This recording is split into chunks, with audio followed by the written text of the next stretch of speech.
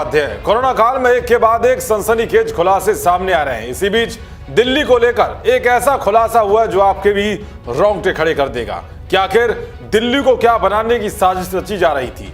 ये खुलासा जुड़ा हुआ है रोहिंग्या मुसलमानों से। जी हां, जिस केजरीवाल के विधायक अमानतुल्लाह खान को मुसलमानों की एक बड़ी वोट बैंक की खान माना जाता है, उन्होंने रोहिंग्या मुसलमानों के लिए दिल्ली में जो किया वो होश उड़ाने वाला है। जिन घुसपैठियों पर शिकंजा कसने के लिए मोदी सरकार लगातार प्रयास में लगी हुई है, उन्हें अमानतुल्लाह खान जैसे लोग पनाह देने में लगे हुए हैं। भारत में अवैध रूप से रह रहे रोहिंग्या मुसलमान लगातार पूरे देश में पैर पसारते जा रहे हैं। अब दिल्ली में एक बड़े इलाके पर उनका कब्जा है। मदनपुर खादर में इन रोहिंग्या मुसलमानों ने 5.2 एकड़ जमीन को अवैध रूप से कब्जा रखा है। आरोप है कि दिल्ली वक्फ बोर्ड के अध्यक्ष रहे अमानतुल्लाह खान ने अपने लेटर हेड के जरिए इन सभी का आधार कार्ड बनवाया और उन्हें यहां बसाया। एक मीडिया रिपोर्ट्स के मुताबिक ये रोहिंग्या मुसलमान दिल्ली की मदनपुर खादर शमशान घाट के सामने अवैध रूप से रह रहे हैं और साथ ही सारी सरकारी सुविधाओं का भी फायदा उठा रहे हैं।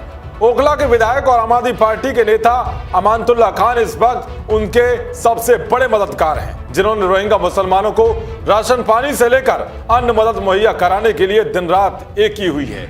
यहाँ तक कि लॉकडाउन में इन लोगों को बाकायदा दिल्ली सरकार और ओखला के विधायक अमानतुल्लाह खान की ओर से भरपूर राशन सामग्री मुहैया कराई जा रही है। जहां एक तरफ लॉकडाउन के चलते दिल्ली में फंसे दूसरे राज्यों के मजदूर केजरीवाल सरकार पर यह आरोप लगा रहे हैं कि उन्हें सीएम केजरीवाल राशन पानी मुहैया नहीं करा रहे हैं, इसीलिए वो दिल्ली छोड़कर अपने घरों की ओर पैदल ही निकल पड़ रहे हैं। तो वही दूसरी तरफ दिल्ली सरकार और अमानतुल्लाह खान अवैध रूप से रह रहे रोहिंग्या मुसलमानों के लिए सभी सुविधाएं मुहैया करा रहे हैं। खबर के मुताबिक रोहिंग्या यहाँ कोई भी काम वैध तरीके से नहीं करते, यहाँ तक कि लाइट भी चोरी की यूज की जाती है, जिससे विद्युत विभाग को चपत लगती है। पीने के पानी के लिए अवैध बोरिंग की व्यवस्था की गई है।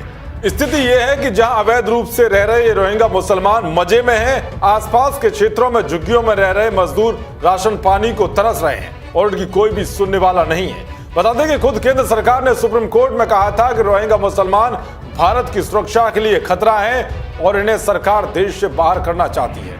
आए दिन कई आपराधिक वारदातों में भी इनकी संलिप्तता सामने आती रहती है। ये भी कहा जा रहा है कि पुलिस प्रशासन के कुछ लोगों के साथ भी रोहिंग्या मुसलमानों की मिलीभगत है। एक रिपोर्ट की माने तो कालिंदी कुंज थाना रोहिंग्या मुसलमानों के स्मैक, गांजा और अन्य मादक पदार्थों के अवैध व्यापार पर अंकुश नहीं लगा रहा है। रेजिडेंस वेलफेयर एसोसिएशन का कहना है कि उसने कई बार यहाँ के अवैध बस्ती को हटाने के लिए गुहार लगाई है।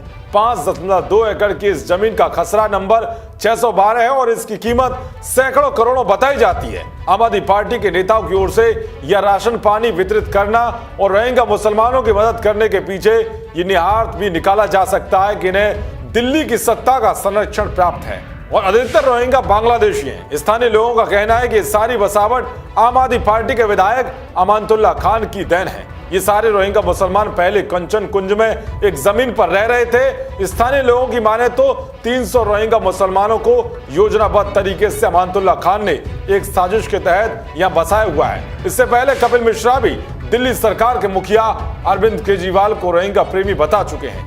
गृह मंत्रालय की एक रिपोर्ट के मुताबिक 40,000 रोहिंग्या मुसलमान देश के अलग अलग हिस्सों में अवैध रूप से फंसे हुए हैं, जिसमें उत्तर प्रदेश, हरियाणा, राजस्थान, महाराष्ट्र, जम्मू कश्मीर, आंध्र प्रदेश, मणिपुर, पश्चिम बंगाल और राजधानी दिल्ली शामिल है। अब सवाल यह है कि अमानतुल्लाह खान और दिल्ली सरकार इन्हें सभी सरकारी सुविधाएं देकर क्या करना चाहती है।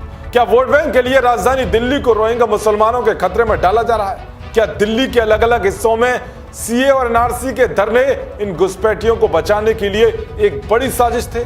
देश और दुनिया की तमाम